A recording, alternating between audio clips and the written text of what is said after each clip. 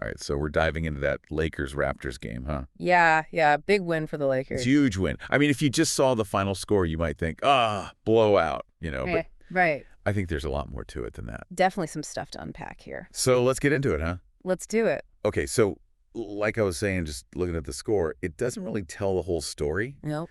The Lakers came out firing on all cylinders right from tip-off. Yeah, they did.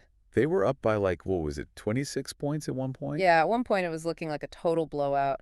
So was this just the Raptors having an off night, or were the Lakers doing something special? Well, I think it's probably a little bit of both. Okay.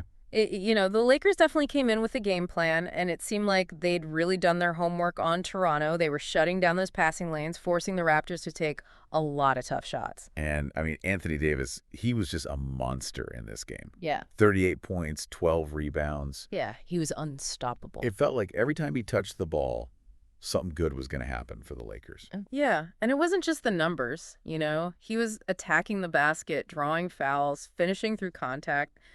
It felt like he was making a statement out there. And if he keeps playing like that, watch out.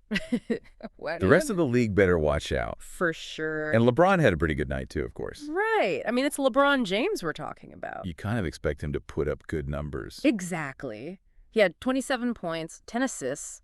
He just knows how to control the pace of the game and create so many opportunities for his teammates. I mean, the Lakers are so lucky to have that veteran presence on the court. Now, the Raptors, they didn't just roll over and die. They tried to fight back in the second half. What sparked that?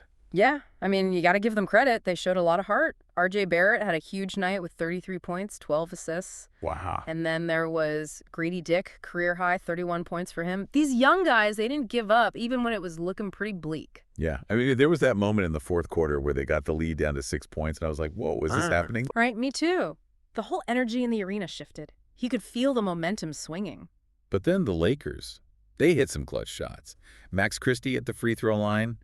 Rui Hachimura with those back-to-back threes. Yeah, those were daggers. Yeah, that pretty much sealed the deal for the Lakers. Yeah, those shots really took the wind out of their sails. And speaking of free throws, I don't know if you noticed this, but the Lakers got to the line a lot more than the Raptors. What do you think was going on there? Yeah, that's a great point. The Lakers shot 36 free throws, making 41 of them compared to the Raptors, who only had 11 attempts.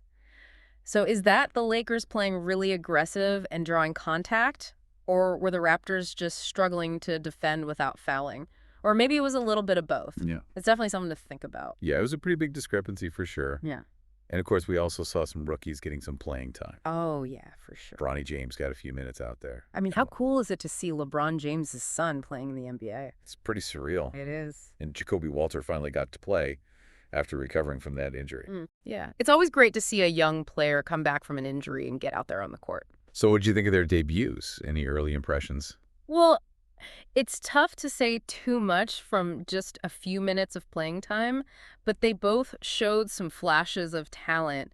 It's going to be really interesting to see how they develop over the course of the season. Yeah, absolutely. So big win for the Lakers, but maybe not the kind of game they can get too complacent about. Right. I mean, they can't afford to rest on their laurels. What are your final takeaways from this one? Well, I think the Lakers definitely showed that they're a force to be reckoned with, especially when Anthony Davis is playing like that. But the Raptors, even though they lost, they showed a lot of heart and some serious scoring potential. So I think both teams can take some positives away from this game. Yeah, sure. And for everyone listening, I want you to think about this.